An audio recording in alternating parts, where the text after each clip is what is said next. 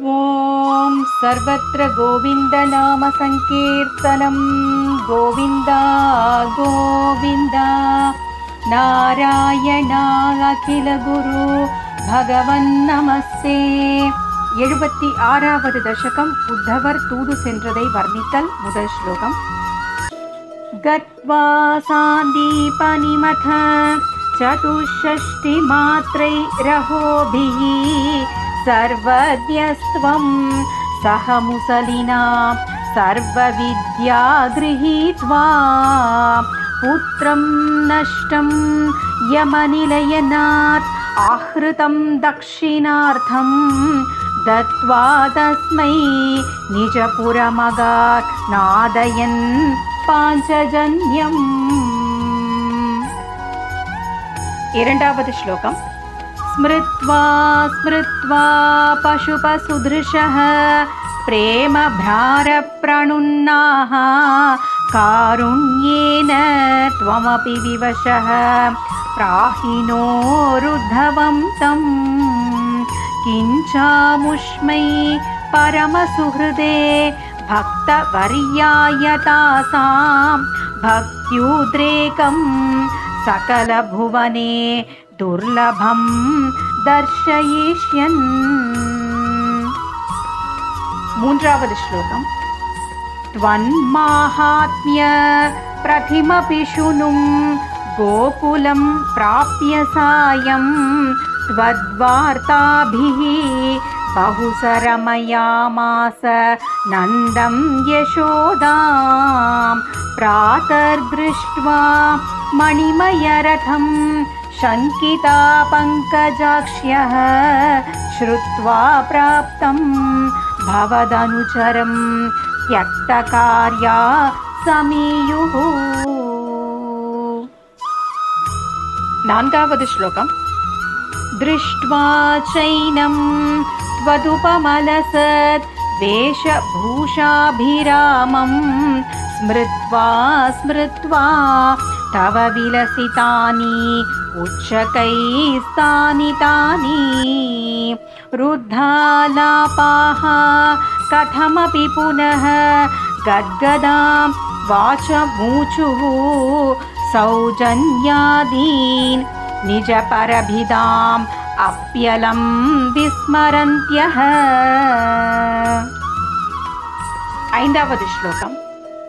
श्रीमन् किं त्वं पितृजनकृते प्रेषितो निर्दयेन वासौ कान्तो नगरसुदृशां हाहरे नाथपायाः आश्लेषानाम् अमृतवपुषो हन्तते चुम्बनानाम् उन्मादानां कुहकवचसां विस्मरेत् कान्तकावा. ஆறாவது ஸ்லோகம்.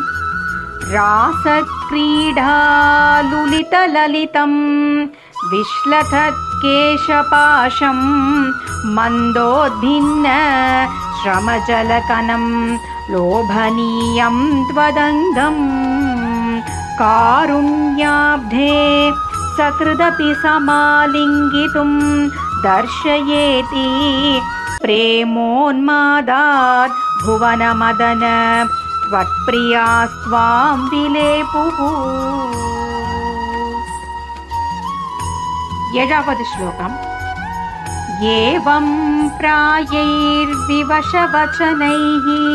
आकुला गोपिकास्ताः त्वत्सन्देशैः प्रकृतिमनयत् सोऽथ विज्ञानगर्भैः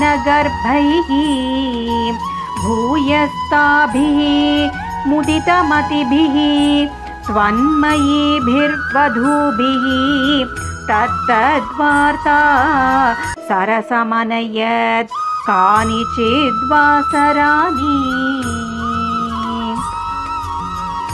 எட்டாவது ஸ்லோகம். त्वत्प्रोद्गणैः सहितमनिशं सर्वतो गेहकृत्यं त्वद्वार्तैव प्रसरति मिथः सैव चोत्स्वापलापाः चेष्टाप्रायः त्वदनुकृतयः त्वन्मयं सर्वमेवं दृष्ट्वा तत्र व्यमुहधधिकं विस्मयाद्बुद्धवोऽयम्। 9வது श्लोकम्।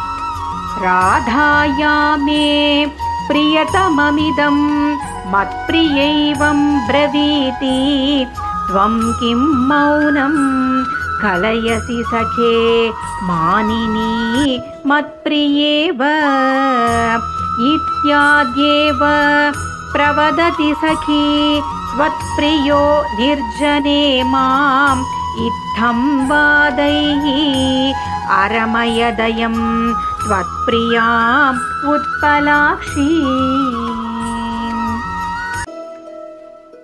10வது श्लोकम्।